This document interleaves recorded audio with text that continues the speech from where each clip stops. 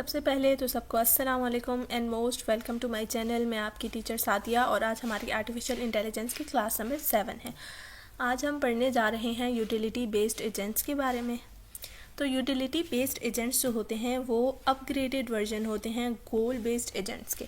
अगर आपको गोल based agent के बारे में नहीं पता तो मैं डिस्क्रिप्शन पे लिंक दे दूँगी, आपको वो वीडियो ज़रूर देखनी चाहिए ताकि आपका कंसेप्ट क्लियर हो जाए। तो गोल बेस्ड एजेंट्स के पास अपना सिर्फ गोल होता है, उन्होंने उस गोल को अचीव करना है, उसके लिए उनको सारे पॉसिबल एक्शंस को देखने पड़ते हैं, सारे पॉसिबल पाथ को चेक करना पड़ता है, तो उनको अपना बेस्ट पाथ का नहीं पता होता। ठीक है, तो जब बेस्ट पाथ हमें फाइंड करनी होती है तो उसके लिए हमारे पास यूटिलिटी बेस्ड एजेंट काम आते हैं। ठीक है, क्योंकि गोल बेस्ड एजेंट जो है वो अपना गोल किसी तरह अचीव तो कर लेंगे, लेकिन उस गोल को अचीव करने में बहुत ज़्यादा टाइम लेते हैं। लेकिन जब हम रियल लाइफ की बात करते हैं तो हम रियल लाइफ में हमेशा यही चाहते हैं कि हम जो है अपना काम कम से कम टाइम में और मैक्सिमम प्रॉफिट के साथ अपना काम करें। ठीक है, अब यूटिलिटी सिर्फ ये नहीं है कि हमारा मिनिमम टाइम है। यूटिलिटी डिफरेंट केसेस में डिफरेंट चीज़ें हो सकती है। किसी केस में टाइम हो सकता है, किसी केस में आपका पैसा हो सकता है, कोई भी चीज़। ठीक है, जो आपको फ़ायदा पहुंचाए उस चीज़ को हम कहते हैं यूटिलिटी। तो यूटिलिटी बेस्ड एजेंट्स जो होते हैं अपना यूटिलिटी फंक्शन का यूज़ करते हैं बेस्ट पॉसिबल पाथ या बेस्ट पॉसिबल एक्शन को फाइंड करने के लिए। तो सबसे पहले तो क्वेश्चन ये आता है कि यूटिलिटी होता क्या है।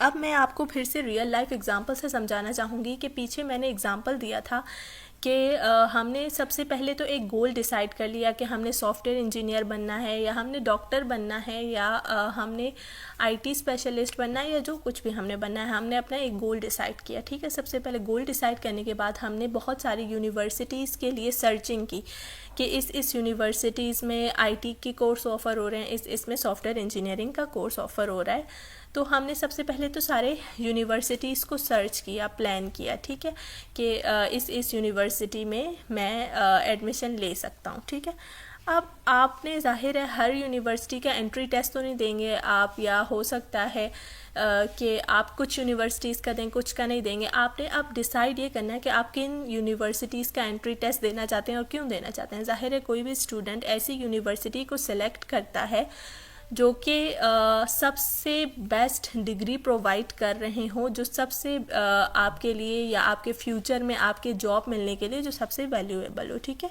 ये तो फैक्ट है। तो जब हमारे पास बहुत सारी यूनिवर्सिटीज़ के ऑप्शंस हैं कि इस यूनिवर्सिटी में सॉफ्टवेयर इंजीनियरिंग ऑफ़र हो रही है और आपने अब यूनिवर्सिटी सेलेक्ट करना है, तो आप क्या करेंगे कि हर यूनिवर्सिटी के बारे में ढूंढेंगे, हिस्ट्री पढ़ेंगे, उनको सर्च करेंगे, फिर उनके करेक्टरिस्टिक्स के बेसिस पे आप उनको कोई ना कोई रैंकिंग असाइन करेंगे।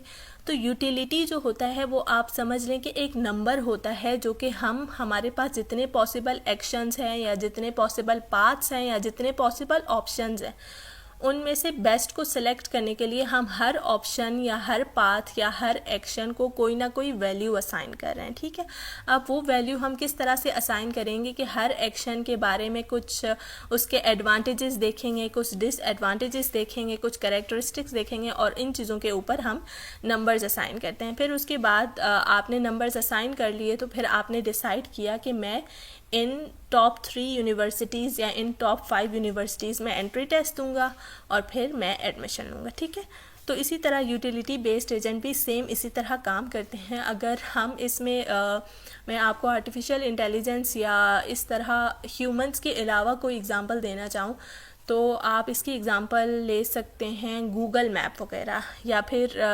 रूट रिकमेंडेशन सिस्टम्स वगैरह। ठीक है, तो वो क्या करेंगे कि आप अगर उसमें सबसे पहले आपने ये पुट किया कि ये मेरा करंट लोकेशन है और मैंने इस लोकेशन पे पहुंचना है, तो जो डेस्टिनेशन लोकेशन होगी वो आपका एक गोल है। ठीक है, आपने उस गोल को अचीव करने के लिए आप जानना चाहते हैं कि आपके पास कौन कौन से पाथ्स हैं।